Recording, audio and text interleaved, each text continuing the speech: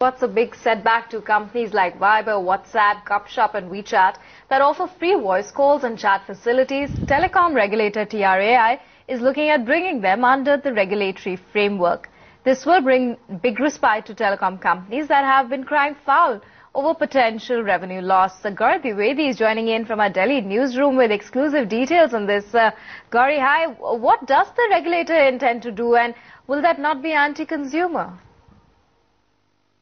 Well, the regulator is quite clear that there has to be some sort of a framework, both regulatory as well as legal, under which these companies need to operate. Right now, these companies, which are actually called over-the-top content providers, do not have a clear regulatory framework under which they offer services. So TRAI, sources tell us, is likely to make recommendations for over-the-top content providers. It's important to note that there is also that the telecom industry has been making a huge amount of noise and in fact has been complaining to the regulator to intervene because telecom companies believe that a lot of their data revenues is being lost on account of the free voice and chat services that are being offered by some of these companies.